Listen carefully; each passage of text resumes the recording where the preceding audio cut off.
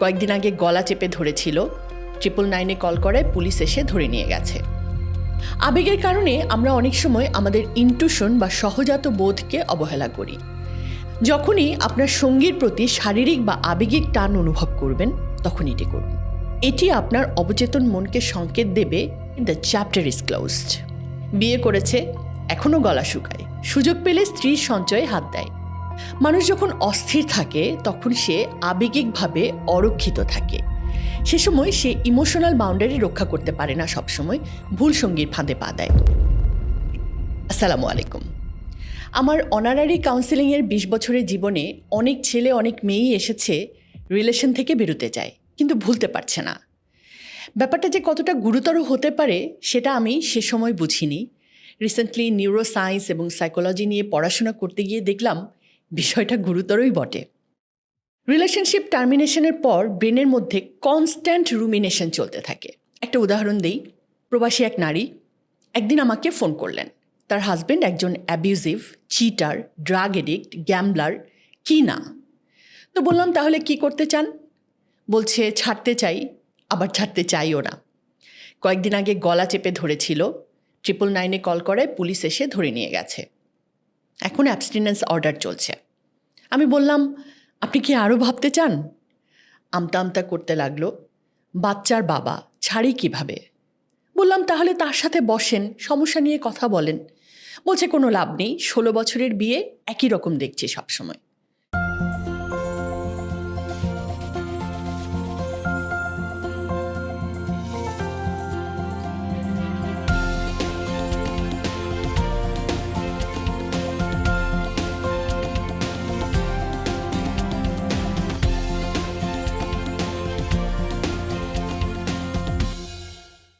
আজকে আমি neuro science এবং সাইকোলজি পরীক্ষিত কয়েকটি প্রক্রিয়া নিয়ে কথা বলবো, যা আপনার অ্যাবিউজিভ সঙ্গীকে ভুলতে সাহায্য করবে।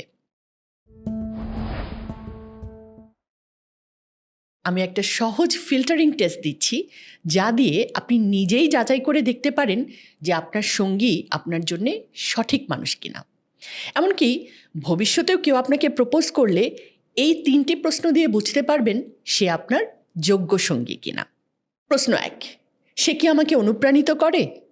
মানে মানুষটি যদি আপনার জীবনে অনুপ্রেরণার উৎস হয়, আপনি যা করেন তার ব্যাপারে তার কাছ থেকে অনুপ্রেরণা পান, সহযোগিতা পান, তাহলে সে আপনার কল্যাণকর সঙ্গী। আর যদি দেখা যায় সে আপনাকে প্রতি পদে পদে বাধা দেয়, ভয় দেখায়, ছোট করে রাখতে চায়, বুঝবেন আপনার সঙ্গী কন্ট্রোলিং। জীবনসঙ্গী বানালেও এরকমই করতে থাকবে। প্রশ্ন 2, আমি কি তাকে আমার সার্কেলে পরিচয় করিয়ে দিতে গর্ববোধ করব? এটা খুবই গুরুত্বপূর্ণ। আপনার জীবনসঙ্গী যদি আপনার সমসামাজিক ও সমসাংস্কৃতিক পরিমণ্ডলের না হয়, তাহলে ডে টু ডে লাইফে প্রচুর সমস্যা হবে। আর জীবন তো খালি বাসর রাত না, জীবন হচ্ছে প্রতিদিন। কাজে চিন্তা করে দেখুন, তাকে কি আপনি আপনার সার্কেলে পরিচয় করিয়ে দিতে গর্ববোধ করবেন? প্রশ্ন 3, সে কি আমার সমস্যার সমাধান দেয় নাকি নিজেই একটি সমস্যা তৈরি করে? ধরেন আপনি অফিসে একটা লং ডে কাটিয়েছেন, বসের সাথে, সহকর্মীদের সাথে নানা রকম ঝামেলা হয়েছে। বস আপনাকে সবার সামনে বকেছে, আপনি খুবই আহত হয়েছেন, কষ্ট পেয়েছেন, অপমানিত হয়েছেন। আপনার মন ভারাক্রান্ত হয়ে আছে। এইবার অফিস থেকে বেরিয়ে দেখা করলেন তার সঙ্গে। আপনার মন খারাপ, বিধ্বস্ত অবস্থা, এগুলোকে সে খেয়ালই করছে না, সে আছে তার গল্প নিয়ে।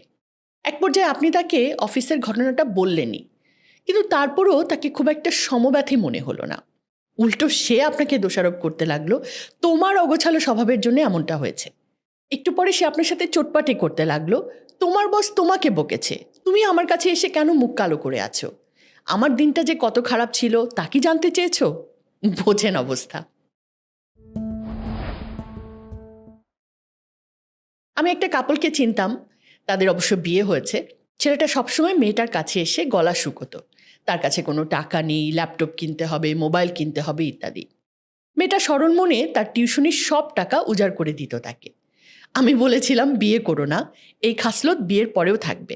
শোনেনি, বিয়ে করেছে, এখনও গলা শুকায়, সুযোগ পেলে স্ত্রীর সঞ্চয়ে হাত দেয়। তো এবার আসেন দেখি ভুল সঙ্গের ফাঁদে আমরা কেন পড়ি। Attention seeking. আসলে ভালোবাসা বা প্রেম এগুলো তো আবেগের ব্যাপার। এজন্যই বলে ফল ইন লাভ, মানে পতন, পড়ে যাওয়া। কিন্তু এই আবেগেরও আবার অনেক ধরন আছে। যেমন কিছু কিছু আকর্ষণ আসলে অ্যাটেনশনের ক্ষুধা থেকে জন্মে। মানে আপনি অ্যাটেনশন চাইছিলেন, কেউ দিয়েছে, আপনি তার প্রতি আকৃষ্ট বোধ করেছেন। এটা কিন্তু প্রেম না। Validation seeking. অ্যাটেনশন সিকিংয়ের এই ব্যাপারটার পাশাপাশি আরেকটা জিনিসও কাজ করে নারী বা পুরুষের মধ্যে, বিশেষ করে নারীদের মধ্যে, সেটা হলো ভ্যালিডেশন সিকিং। মানে সে চায় তার সৌন্দর্য, তার গুণ, তার নারীত্বের প্রশংসা করুক কোনো পুরুষ। যে করে তাকেই সে ভাবে এই তো আমার রোমিও। মনে রাখবেন, রোমিওরা রোমিওই, তারা জীবনসঙ্গী হয় না। ইমোশনাল বাউন্ডারি রক্ষা করতে না পারা। মানুষ যখন অস্থির থাকে তখন সে আবেগিকভাবে অরক্ষিত থাকে। সে সময় সে ইমোশনাল বাউন্ডারি রক্ষা করতে পারে না, সবসময় ভুল সঙ্গীর ফাঁদে পা দেয়। ইনটুশন বা সহজাত বোধকে অবহেলা করা। আবেগের কারণে আমরা অনেক সময় আমাদের ইনটুশন বা সহজাত বোধকে অবহেলা করি। দেখেন, আমাদের মনের কয়েকটা স্তর আছে: সচেতন, অবচেতন, অচেতন। আমাদের অবচেতন মন অনেক সময়ই সঠিকটা বুঝতে পারে। কারো ব্যাপারে কোনো প্রশ্ন বা কিন্তু থাকলে অবচেতন মন এক ধরনের অস্বস্তির মধ্য দিয়ে তা জানান দেয়। কিন্তু আমাদের সচেতন মন যদি আবেগিকভাবে ঝুঁকে থাকে, তাহলে অবচেতনের এই ইশারা সে বুঝতে পারে না। আমি একটা সম্পর্কের কথা জানতাম।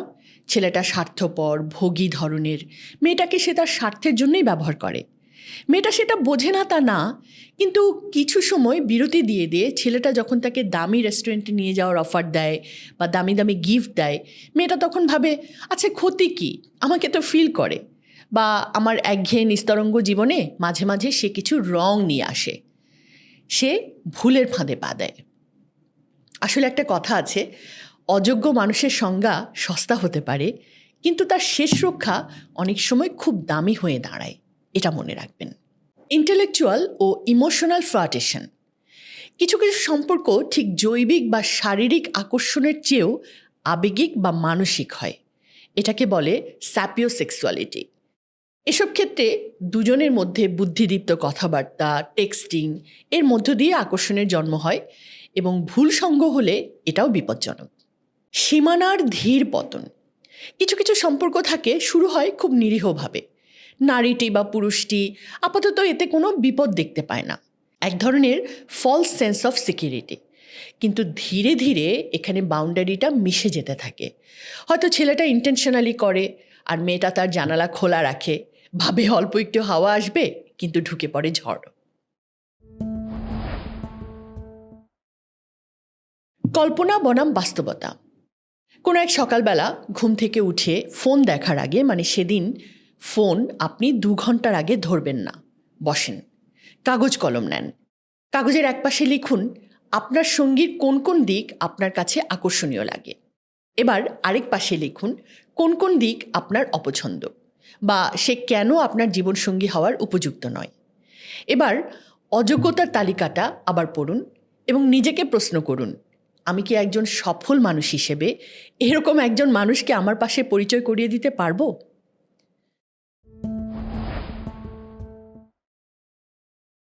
5 মিনিট থামুন। এটাকে বলে ডোপামিন রিওয়ার্ডিং টেকনিক। মানে এ জাতীয় আকর্ষণ তো আসলে ডোপামিনের জন্যে হয়। তো এই 5 মিনিট থামুন টেকনিকের মধ্য দিয়ে আপনি সেটাকেই উল্টে দেন। যখনই আপনার সঙ্গীর প্রতি শারীরিক বা আবেগিক টান অনুভব করবেন, তখন এটি করুন। 1 মিনিট, এটা হচ্ছে স্বীকারোক্তির মিনিট। নিজেকে বলুন, আমি এখন ডোপামিন হ্রাস ফিল করছি। এটি ভালোবাসা নয়, এটি একটি বায়োলজিক্যাল ইম্পালস।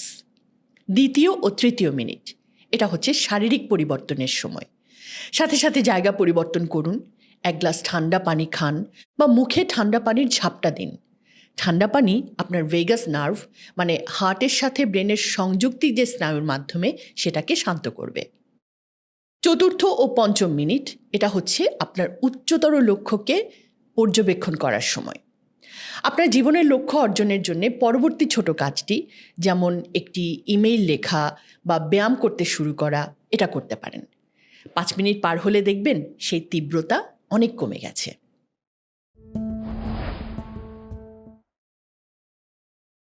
আমি 3 মিনিটের একটা মেডিটেশন দিচ্ছি, চাইলে চোখ বন্ধ করে এখনও করতে পারেন। প্রতিদিন সকালে ঘুম থেকে উঠে বা রাতে ঘুমানোর আগে এটি করবেন। চোখ বন্ধ করে শান্ত হয়ে বসুন। 3 বার গভীর শ্বাস নিন এবং ধীরে ছাড়ুন। নিজেকে কল্পনা করুন 2027 সালে আপনি আপনার স্বপ্নের শীর্ষে আছেন। আপনি নিজেকে যেভাবে দেখতে চান, সুন্দর, সফল, সবার আকর্ষণের কেন্দ্রবিন্দু, পেশাগত যে অবস্থানে দেখতে চান নিজেকে, খ্যাতির যে অবস্থায় দেখতে চান নিজেকে, দেখুন। হয়তো কোনো আন্তর্জাতিক মঞ্চে আপনি বক্তব্য রাখছেন বা খুব চমকপ্রদ কিছু অর্জন করেছেন। নিজেকে দেখুন আপনি একজন সফল, শান্ত, আত্মবিশ্বাসী মানুষ। এবং সেই সফল আপনির পাশে আপনার সেই ভুল সঙ্গীকে কল্পনা করার চেষ্টা করুন। আপনি নিজেই দেখবেন আপনার সেই রাজকীয় ছবির পাশে সে বড্ড বেমানান, অনেকটা সুন্দর ক্যানভাসে কালি পড়ার মতো। মনে মনে বলুন, তুমি আমার জীবনের একটা ছোট অধ্যায় ছিলে, পুরো বই নাও। আমি তোমাকে মুক্তি দিচ্ছি যাতে আমি আমার শ্রেষ্ঠ সংস্করণে পৌঁছাতে পারি। এরপর দম ছেড়ে চোখ খুলুন।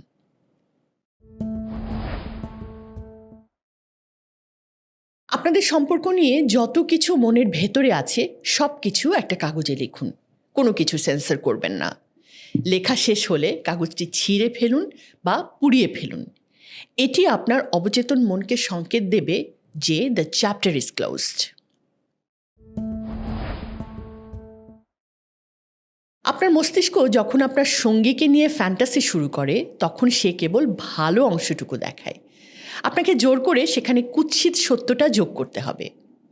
যখনই তার কথা মনে আসবে সাথে সাথে তার সেই চরিত্রটি কল্পনা করুন যা আপনি ঘৃণা করেন। এর আগে তার অযোগ্যতার যে তালিকা করেছেন সেটার কথা মনে করুন। আপনার মনে তার চেহারা ভেসে আসার সাথে সাথে কল্পনা করুন তার শরীর থেকে একটা উৎকট দুর্গন্ধ আসছে বা সে একটি নোংরা কাদায় দাঁড়িয়ে আছে। আপনার মস্তিষ্কে কামনা এবং ঘৃণাকে একসাথে জুড়ে দিন। যখনই কামনা আসবে ঘৃণাটাও যেন সাথে সাথে আসে। কয়েকবার এটি করলে মস্তিষ্ক ওই ফ্যান্টাসি থেকে আনন্দ পাওয়া বন্ধ করে দেবে।